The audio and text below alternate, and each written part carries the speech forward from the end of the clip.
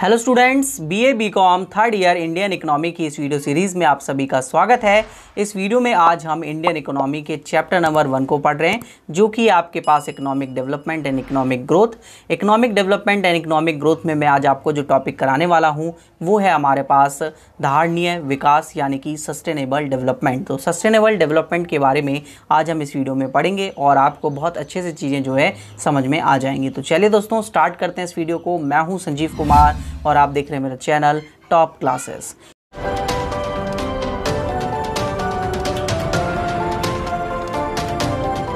तो दोस्तों, जब मैं बात करता हूँ यहाँ पर हमारे पास धारणीय विकास यानी कि सस्टेनेबल डेवलपमेंट की, तो मैं सस्टेनेबल डेवलपमेंट की जब भी बात करूँगा तो मैं बात कर रहा हूँ एक ऐसे डेवलपमेंट, एक ऐसे विकास की जहाँ पर हम जितने भी नेचुरल रिसोर्सेज हैं हमारे पास, या हमारे पास ह्यूमन कैपिटल है, या जो भी हमारे पास फिजिकल एसेट्स हैं, उन सभी फिजिकल एसेट्स की हम ग्रोथ की बात कर रहे हैं। और उनमें जो ग्रोथ होगा वो लॉन्ग टर्म तक सस्टेनेबल तरीके से होना चाहिए, जिससे आज के करंट टाइम में भी हमारे पास लोगों को उससे बेनिफिट मिले और आने वाले टाइम में जो आने वाली हमारी जनरेशन है, पीढ़ी है, उस पीढ़ी को भी उसका नुकसान ना हो। यानी कि आने वाली पीढ़ी के लिए भी वो नेचुरल रिसोर्सेज या जो हमारे पास फिजिकल या फिर ह्यूमन एसेट्स हमारे पास हैं, उन सभी एसेट्स को हम स्टोर करके रख सकें, उनको वेल बीइंग तरीके से यूज़ कर सकें। वो हमारे पास जो है सस्टेनेबल डेवलपमेंट होता है। तो सस्टेनेबल डेवलपमेंट इसलिए भी ज़रूरी है क्योंकि इकोनॉमी में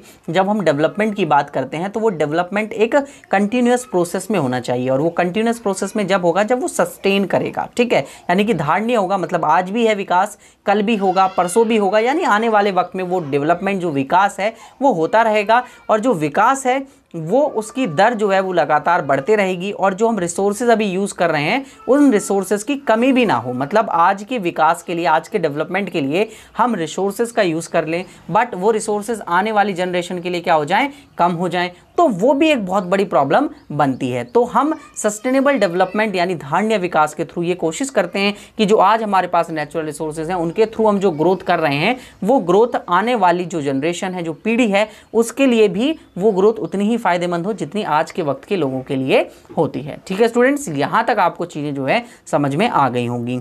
अब हम बात कर लेते हैं कि फीचर्स क्या है सस्टेनेबल डेवलपमेंट के, यानी कि धारणीय विकास की विशेषताएं क्या हैं, क्या फीचर्स हैं इसके। ठीक है, तो सबसे पहला इसका फीचर आता है sustain in the rise of the real capital, real per capita income and economic welfare, यानी कि प्रति व्यक्ति वास्तविक आय और आर्थिक कल्याण में धारित वृद्धि। सस्टेन, कंटिन्यूस, जो मैंने आपको बताया ना कि लगातार उसमें वृद्धि होनी चाहिए। मतलब जो हमारी रियल पर कैपिटा इनकम है, पर कैपिटा इनकम मैंने आपको निकालना बता रखा होगा। पर कैपिटा इनकम निकालते हैं आप, जो भी आपकी टोटल इनकम है डिवाइड कर देते हैं टोटल पॉपुलेशन से, तो आपके पास पर कैपिटा इनकम यानी कि पर व्यक्ति आय जो है निकल के आ जाती है। प्रति व्यक्ति आय जो है वो लगातार ग्रोथ करनी चाहिए, और इकोनॉमिक वेलफेयर यानी कि आर्थिक कल्याण होना चाहिए। हमारी इकोनॉमी में जो भी इकोनॉमिक एक्टिविटीज़ चलती हैं, जो भी आर्थिक क्रियाएँ चलती हैं, उन सभी आर्थिक क्रियाओं का जो विकास हो रहा है वो सस्टेन होना चाहिए। यानी कि आज उसका डेवलपमेंट हो रहा है, उसका विकास हो रहा है, तो आने वाले वक्त में ऐसा ना हो कि वो जो है आने वाली जनरेशन के लिए ना हो डेवलपमेंट। तो डेवलपमेंट जो है वो सस्टेन होना चाहिए, लगातार कंटिन्यूअस जो है ये प्रोसेस बना होता रहना चाहिए। ठीक है, सेकंड पॉइंट की हम बात करते हैं rational use of natural resources, यानी कि प्राकृतिक संसाधनों का विवेकपूर्ण प्रयोग करा जाए। अब हम बात कर रहे हैं कि सस्टेन डेवलपमेंट, यानी कि आज के वक्त जो रिसोर्सेज हैं वो रिसोर्सेज आने वाली जनरेशन के लिए भी बचे रहें। तो उसके लिए क्या करें, आप जितने भी नेचुरल रिसोर्सेज हैं आपके पास, उनका बहुत ही विवेकपूर्वक यानी कि बहुत ही रैशनल तरीके से उनका यूज़ किया जाए। ये नहीं कि यह फालतू में उनका ज़्यादा यूज़ किया जा रहा है। उनका यूज़ ऐसे किया जाए कि अगर हमें 10 यूनिट की ज़रूरत है तो हम 5 यूनिट में काम चला लें, 3 यूनिट में काम चला लें। मतलब कम से कम उनका यूज़ करा जाए और फ्यूचर में आने वाली जनरेशन के लिए उसके लिए सेव भी किया जाए। ठीक है, थर्ड पॉइंट आप देखिए, no reduction in the ability of the future generation to meet their own needs, यानी भावी पीढ़ी जो आने वाली जनरेशन है उसमें अपनी ज़रूरतों को पूरा करने में सामर्थ्य में कमी का ना होना। ठीक है, मतलब ऐसा ना हो कि आपके पास कोई भी जो आज हम रिसोर्सेज यूज़ कर रहे हैं वो ख़त्म हो जाए आने वाली जनरेशन के लिए। जैसे हम बात करते हैं पेट्रोल डीजल की, तो पेट्रोल डीजल हम लोग अभी इतना ज़्यादा यूज़ कर रहे हैं कि शायद आने वाली जो हमारी पीढ़ी है उसको पेट्रोल डीजल का यूज़ वो कर ही ना पाए, उसको पेट्रोल डीजल मिले ही ना। तो ऐसा भी हमको नहीं करना है, क्योंकि ये भी जो है एक बहुत बड़ा नुकसान नुकसान होगा इकोनॉमी के लिए, इकोनॉमिक लेवल पर अगर हम इस चीज़ को स्टडी करें, समझें तो ये हमारे लिए ये भी एक बड़ा नुकसान है। तो ऐसा भी हमारे द्वारा नहीं किया जाना चाहिए। नेक्स्ट अगर हम बात करें, नो इंक्रीज इन पॉल्यूशन। अब हम ऐसा भी ना करें इन रिसोर्सेज का यूज़ या कुछ चीज़ों का जो भी डेवलपमेंट हम कर रहे हैं, अब डेवलपमेंट में हम इतने भी लीन ना हो जाएं कि भाई प्रोडक्शन करते रहो, उससे उस प्रोडक्शन से आप सभी को पता है पॉल्यूशन फैलता है, प्रदूषण फैलता है, तो वो प्रदूषण भी ना बढ़ जाए। मतलब अभी हमें अच्छी स्वच्छ एयर देखने को मिल जा रही है, कहीं कहीं जगहों पर, वैसे नहीं है, ठीक है ना, मिल जाती है, बट अब वो एयर आने वाली जनरेशन के लिए बिल्कुल ही बेकार हो जाए। जैसे आप बहुत हॉलीवुड मूवीज़ में आपने देखा होगा, एक वेब सीरीज़ भी आई थी, उसमें भी आपने देखा होगा, लैला वेब सीरीज़ का नाम था, तो उसमें भी आपको फ्यूचर जनरेशन में दिखाया गया कि किस तरीके से पानी की कमी और किस तरीके से आपके पास हवा जो है वो होने वाली है। तो आने वाली जनरेशन के लिए पॉल्यूशन नहीं बढ़ना चाहिए, क्योंकि आने वाली जनरेशन भी अच्छे तरीके से अपनी लाइफ को जी सके। हमें ऐसा डेवलपमेंट करना है, ऐसा डेवलपमेंट नहीं करना कि आज के वक्त में डेवलपमेंट हो जाए लेकिन आने वाले वक्त में वो आने वाली जनरेशन के लिए नुकसानदायक हो। ठीक है, क्लियर है स्टूडेंट्स यहाँ तक? नेक्स्ट पॉइंट पे चलते हैं। अब हमारे पास क्या क्या स्ट्रैटेजी होनी चाहिए सस्टेनेबल डेवलपमेंट के लिए, यानी कि धारणीय विकास की क्या क्या रणनीति हमारे पास होनी चाहिए, जिन रणनीति को अपनाकर हम कंट्रीज़ में सस्टेनेबल डेवलपमेंट करेंगे। ठीक है, तो सबसे पहले जब मैं बात करता हूँ तो पहला है इनपुट एफिशिएंट टेक्नोलॉजी, यानी कि जो आगत आप लगा रहे हैं उसकी कुशल प्रौद्योगिकी, यानी कि टेक्नोलॉजी जो आप यूज़ कर रहे हैं वो बहुत ही एफिशिएंट होनी चाहिए। ऐसा नहीं होना चाहिए कि जो आप टेक्नोलॉजी इनपुट लगा रहे हैं, इनपुट को लगाने की टेक्नोलॉजी बेकार हो, जिससे ज़्यादा इनपुट आपको लगाना पड़े, ज़्यादा रिसोर्सेज बेकार हो जाएं। ऐसी टेक्नोलॉजी को आप अपनाएं जिससे कम से कम रिसोर्सेज में ज़्यादा से ज़्यादा आउटपुट, ज़्यादा से ज़्यादा रिजल्ट हमें जो है मिल सके। ठीक है, नेक्स्ट हम बात करते हैं use of environmental friendly source of energy. जितने भी आपके पास ऊर्जा के पर्यावरण स्नेही संसाधन हैं उनका अधिक से अधिक प्रयोग करें। जैसे आप सभी को पता है पेट्रोल डीजल बहुत ही मतलब पॉल्यूशन करते हैं, तो उसके लिए हम लोगों ने सीएनजी को निकाला। और आप सभी को पता है इलेक्ट्रिसिटी बनाते हैं हम, तो इलेक्ट्रिसिटी बनाते वक्त बहुत सारा पॉल्यूशन उस वक्त भी निकलता है, तो हमने सोलर एनर्जी का यूज़ करना स्टार्ट करा, फिर उस सोलर एनर्जी को इलेक्ट्रिसिटी में कन्वर्ट करना स्टार्ट करा। तो हम इस तरीके के रिसोर्सेज को यूज़ करें जिससे जो है जो इन्वायरमेंट को फ्रेंडली हो, इन्वायरमेंट को नुकसान ना पहुँचाएं, क्योंकि वो भी एक बेकार है कि हम अपनी आने वाली जनरेशन को बेकार जो है पॉल्यूशन मतलब बेकार एनवायरनमेंट दें, तो बेकार एनवायरनमेंट भी हमको नहीं देना है। ठीक है, थर्ड पॉइंट आप देख लीजिए, इसमें थर्ड पॉइंट है इंटीग्रेटेड रूरल डेवलपमेंट, यानी कि एकीकृत ग्रामीण विकास होना चाहिए, ग्राम विकास होना चाहिए। मतलब जो आप अभी डेवलपमेंट कर रहे हैं वो डेवलपमेंट शहरों तक ही सीमित ना हो। मतलब जो डेवलपमेंट हमारे द्वारा किया जा रहा है वो डेवलपमेंट अभी हम अर्बन एरियाज़ में, शहरों में ज़्यादा कर रहे हैं, तो हम कोशिश करें कि अर्बन एरियाज़ में डेवलपमेंट करने के साथ साथ हम लोग जो डेवलपमेंट है वो रूरल एरियाज़ में भी करें और रूरल एरियाज़ भी जो है ज़्यादा से ज़्यादा डेवलप हो सकें। ठीक है, तो ये हमारी एक मेन कोशिश होनी चाहिए।